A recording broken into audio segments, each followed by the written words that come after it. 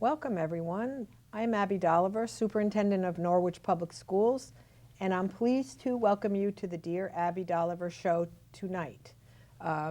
We are so pleased to have representatives from our early learning centers who you will learn more about shortly.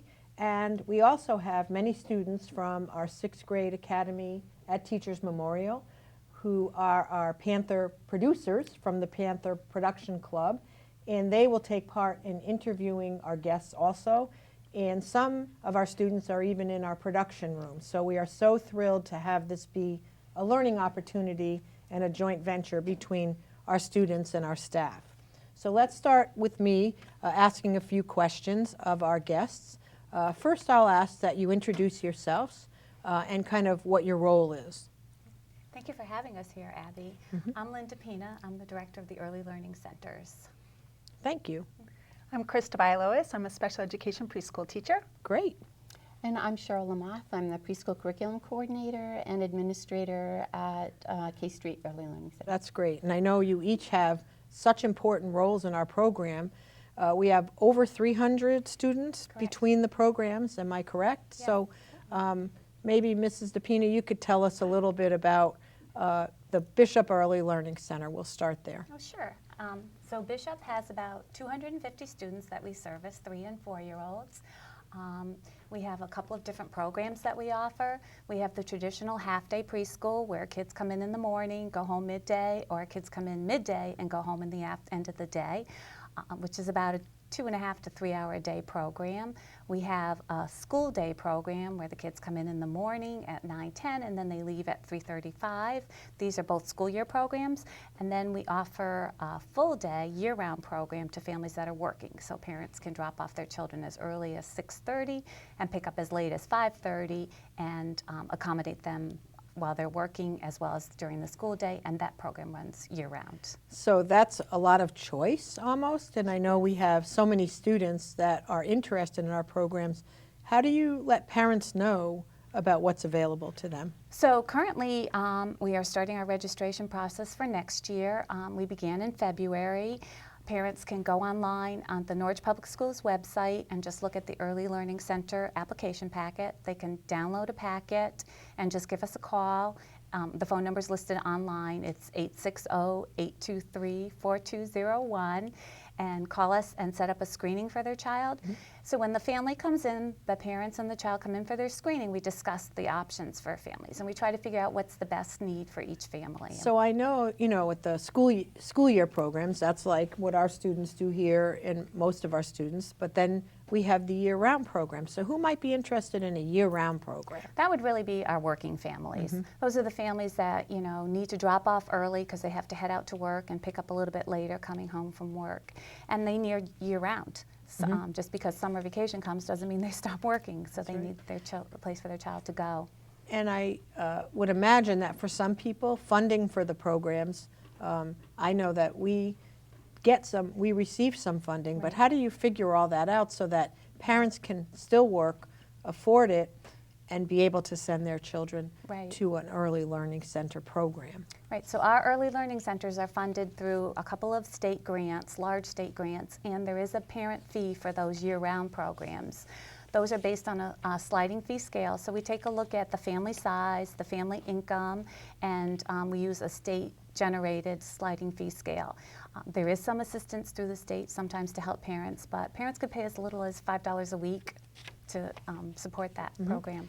And one thing I forgot to ask you at the beginning is, how long have you been the director of the Early Learning Center? And boy, has it grown. It has grown. I've been there, officially the director since 2000. And when I started at Norwich Public Schools in 1994, we had one classroom and one after-school program. And we currently have 15 preschool teachers now that service our 300 plus kids. So we have really grown, and the need has really grown. Yes, and I'm sure we have a waiting list. We have a very big waiting list, yep, we do. All right, thanks. Sure. And we'll move to Krista, and if you talk a little bit about your background, which I know is varied and important to our students. I also know that you were our Teacher of the Year.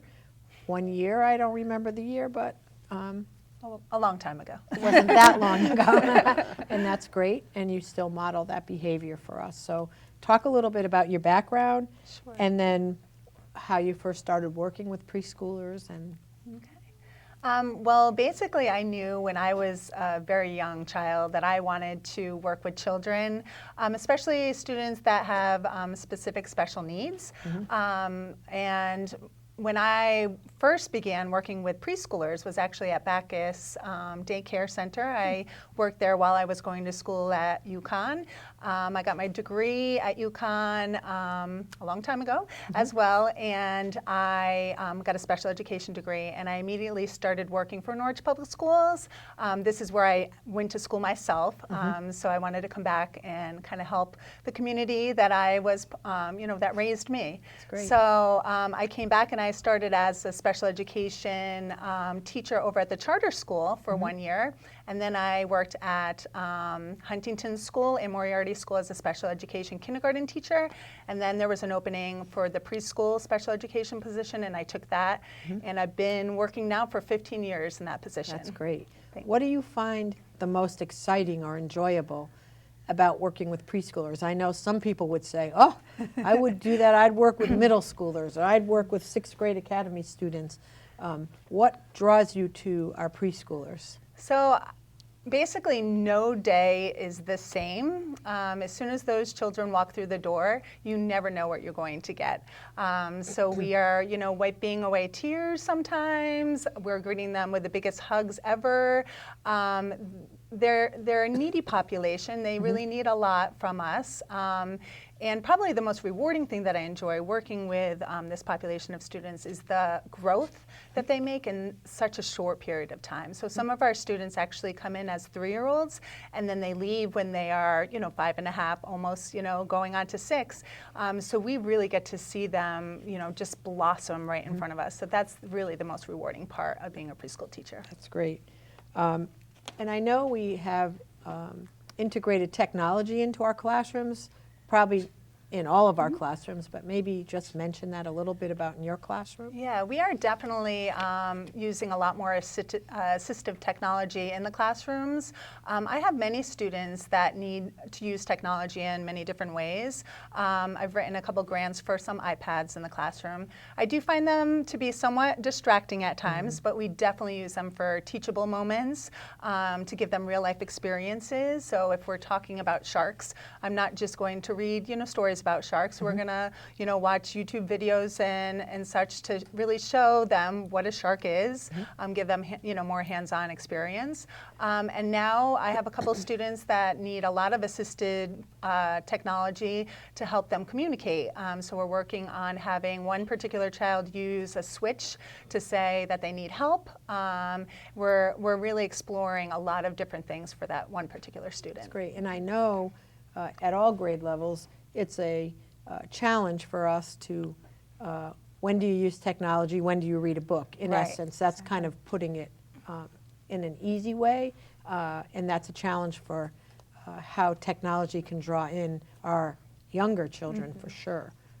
Definitely. It's using technology in the appropriate way, not as something to keep them busy or active, but really something that's educational and purposeful behind it. Yeah. So we are looking at, we actually don't have any smart boards in our preschool classrooms yet, but currently we are looking at purchasing one for just to start, kind of pilot one in one of our classrooms. And then we use iPads. All our classrooms have Mac desktops so that they're able to sit and look at a video about a shark Right. or something like that. And the movie part of it, I'll say, Exactly. does hold interest maybe a little bit. And of And you course make and music. believe you're a shark or something. That works that a too, lot, though. That works too. Cheryl, so talk to us about your role at K-Street and in general for all of our early learning programs. Sure. So I'm the curriculum coordinator. I work to support all of our teachers in a variety of ways. First and foremost, helping develop meaningful curriculum. And Talk about your background too. my background, sure. I am. I was a preschool teacher for probably 25 years, and loved that part of the job. It really gave me wonderful experience, so that I would know then how to best support teachers in the role that I have now. I worked in a variety of different settings, mainly small private nonprofit organizations. And so it was a great thrill for me to be able to come to Norwich Public Schools and to become part of the team that supports the children here. So that's my background. Okay. And so how would you even decide what curriculum to use for preschool? Is it what you think is great, or is there more to it? Oh, there's a lot more to it. It's definitely science-based, research-based. We use something called the Connecticut Early Learning Development Standards to plan what we do with children.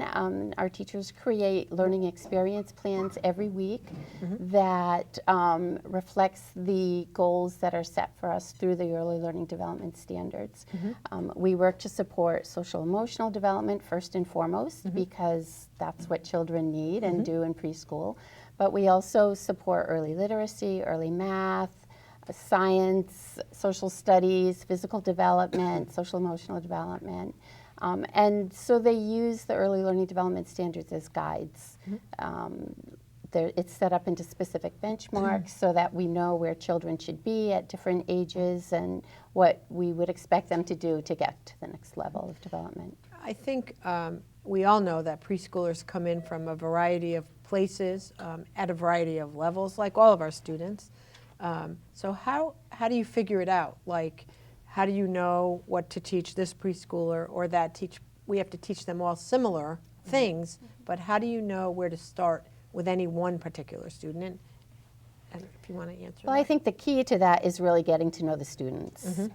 We spend a lot of time observing and documenting what children are doing, what they're saying, and that really guides us to understanding where they are and what we need to do next. We call it the cycle of intentional teaching. So we take time to get to know them, and the teachers with an early childhood background know what to expect from children and what the next step should be for them. And when parents come in for a registration process, there is a screening, a child screening. It's not a test to say, but it more just gives us an idea of at what level the child is at and where we begin. That's great. And I know, so we have a couple of transitions that are so critical. One is for many students that are in birth to 3, and they may be more about students that you teach, Krista, where it's an in-home kind of program where people are coming in, sitting on the floor in your living room, for example, and working with your child, to a program that's community-based or no preschool. They haven't had the opportunity for anything before. But coming from home into school is an adjustment with the approach when someone's used to having someone coming to their home. Yeah, so students that are identified with specific special needs before they turn 3 actually do have that in-home service.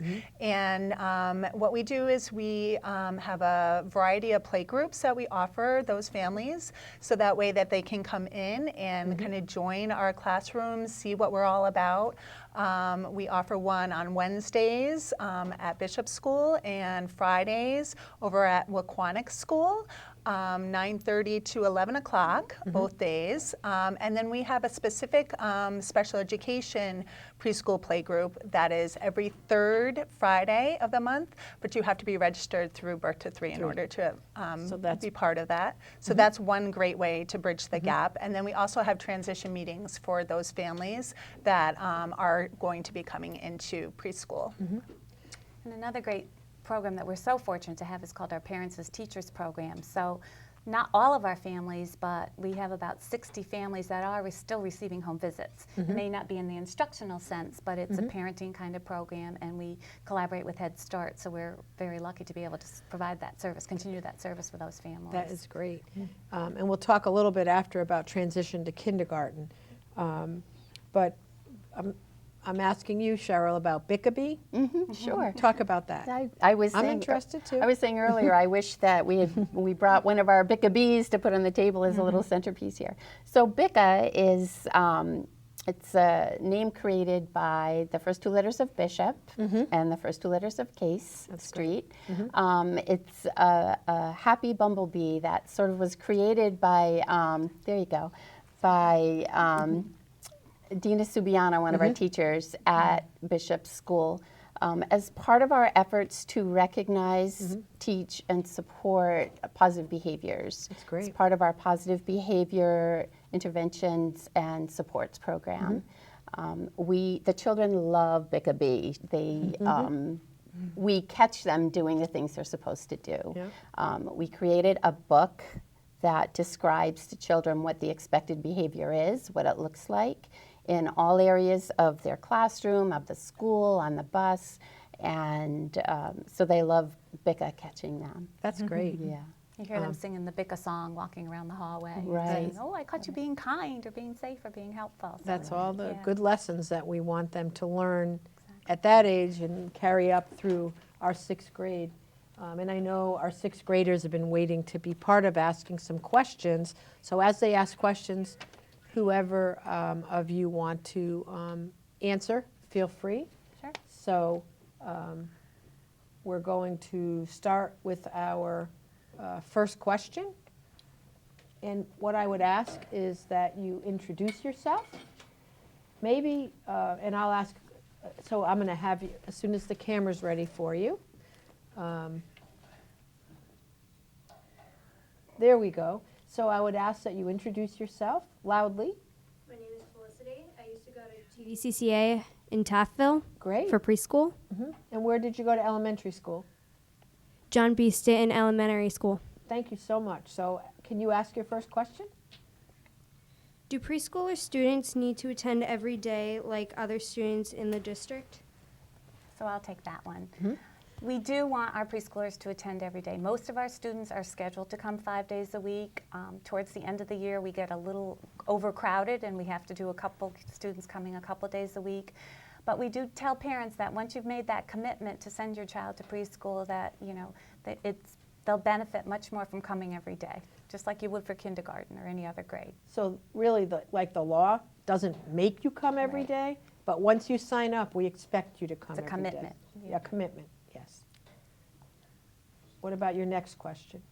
What are some of their favorite books? I can answer that one. We love reading with our students, and I would probably say the Pete the Cat series is a really big favorite of many of our students. I actually like the classics, really teaching like fairy tales, you know, just basic stories that you probably liked growing up. And then we really also like this story in our classroom called The Enormous Watermelon.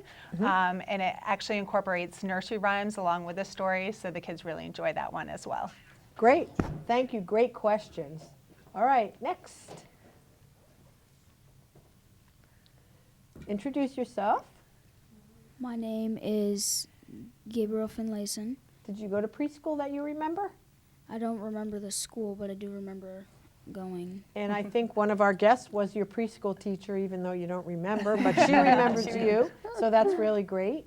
And what about elementary school? Do you remember that, where you went? Yeah, I went to John M. Moriarty. Okay, great, Gabe. Now you can ask your question. Are the students grouped by age or are they mixed ages? I'll answer that one. Okay. So some of our classrooms are mixed ages, 3 and 4-year-olds, and then some of our classrooms have just 3s and some have just 4s. It really depends on the number of children that we have enrolled and the needs of those children. We really try to make it fit for everybody. Second question. What other staff work at the school with the students? Good question. I'll take that one. It's a lot of staff. We have teachers in each classroom, and we have at least 2, sometimes up to 4 paras in each classroom. Thank you. And then we have the same kind of staff that you guys have. Someone who works in the cafeteria. We have a great custodian. So similar to what you have in your schools. Thank you. Okay, can you introduce yourself? My name's Olivia. I don't remember what preschool I went to. Okay. And for elementary school, I went to Aquanic. Okay, great. We have a whole mix of students. That's good. So do you want to ask your first question, Olivia? Yes. Can you describe the outdoor play spaces? It's probably one of my favorite places, so I'll describe it for you. And then you can describe K Streets. Sure. So we actually have 2 playgrounds at our school at Bishop. We have one that has climbers on it and swings. It's kind of like your typical playground. The students love just going up and down and all around. And then our other playground is, we call it the natural playground, where we have more things that they can do to explore. So we have water tables, and we have a cool train that the kids like to climb on. We have a gravel area and a sand area as well. And we're going to be putting some more items in it pretty soon. So the children thoroughly enjoy outdoor play. Sounds like fun. So at K Street, our program has only been there for a couple of years, and we were really lucky to get funding for our playground equipment. One of the coolest things there is a large school bus that's been retrofitted for the children to play in. So we have dramatic play things in there. We have kids set up a book corner in there, or they can just play school bus driver if they want. We have a climbing web. We have a small climbing wall. We have a theater with mushroom seating for the audience, playhouse. We have a very cool fossil table that's out there that can have sand or other things in it, and embedded in the base of the table are fossils that the children discover by working in there. We also use the front area of our building for things like bike riding and running in races, and it's a great place. We're sort of off the beaten path and in a nice wooded area. We also have a garden area that we'll be digging up soon and getting started with. So it's a great place to play. And a really cool bee that they can Oh, climb and the on. really cool Oh, right, bee, the right. I bee, forgot right. about the bee. Yeah. What about your second question? What is the teacher to student ratio? Ratio? Ratio. I think all classrooms are different depending on the needs of the students. So if the students may have some more significant special needs, we'll have more adults in that classroom. So it really does vary. It's hard to say. But typically we have at least one teacher and a couple staff members in every classroom, with class sizes anywhere between 7 and 20. Thank you. Thanks for your questions. They were very good. Okay, can you introduce yourself? I'm Mara, and I was actually homeschooled till 3rd grade. Okay, welcome. Yeah, perfect. How do you choose the toys and activities that the students use? We'll talk about that one, sure. All right. So I spoke a little bit earlier about our early learning development standards and all of the things that we hope children to learn. And so the toys and activities that we offer the children are determined by what we're working on with them. If we're looking to support fine motor skills, then they might be lacing beads or working with Play-Doh. If they're working on math skills, it might be counting materials or stomping feet and counting as they go. So it really is determined by what we're trying to teach the children, and also we try to be aware of their interests and make sure that they're going to be engaged. Great. Your second question? What is the map schedule, and where do the students sleep? Ah, So not everyone naps. Mostly are year-round students, and it usually is about an hour to an hour and 15 minutes. do they have little mats or? They have have their cots. cots They have and their cots. blankets and their Don't you wish sometimes you had cots and Pillows. blankets at 6th grade academy? Thank you for your questions. All right, you're next. Could you introduce yourself, please? My name's Jeffy, and I went to Stanton for preschool, and I went to Stanton for elementary. So you've been at Stanton and now you're at 6th grade academy. Great. What's your first question? What are some of the activities stations that are available to students? I can talk about that. They actually vary depending on what we're working on. For the most part, most of our classrooms have a sensory area, an area where they can explore sand and water, ooey gooey stuff. And then we also have a dramatic play area that changes as well based on whatever thematic unit we're doing. We have a literacy area, a math center, and one of our favorite areas that the kids like to explore are our science centers. We really try to bring the outdoor elements in. Thanks. What about your second question? I have no second You only have one? All right. Does anyone else have any questions? Thank you so much, students, for your really Thank you. interesting questions. Now, I wanted to talk, because we have just a couple of more minutes, about the transition. So we talk about getting into preschool. What about getting out of preschool? How does that happen? The transition That's to kindergarten. always a sad time for all of us. It's like sending our own kids to kindergarten every year. So basically the transition from preschoolers all come to 1 or 2 buildings throughout the town, but then once they're ready to go to kindergarten, they'll go to their area, wherever their home school, we call it. Like the schools that Like the you guys students do. talked. Yeah, Yeah. yeah. So parents they're already registered in the school district because their children are attending preschool, so they just have to fill out a kindergarten registration form, which is something very simple, and then they'll determine where the child will go to kindergarten. As far as support services, I think Krista can speak a little bit more to that. Okay. Yes, so we're very lucky. Within the last couple years, we actually have asked kindergarten teachers to come over into our classroom great. And meet our students, and we have the opportunity to sit and talk with them and discuss, their strengths first and foremost, and then we talk about, some of the areas that they, may need to work on. And I think by bridging that gap between the teachers has really helped the transition go more smoothly. As far as preparing them, we are using our ELDSs. We do a progress report 3 times a year. So once that final progress report is done, that will be sent over to the receiving schools, and the teachers will be able to look through all the standards to see exactly where they are in all So development. they can areas pick of up right where development. you leave off, in Exactly. essence. There's no gap.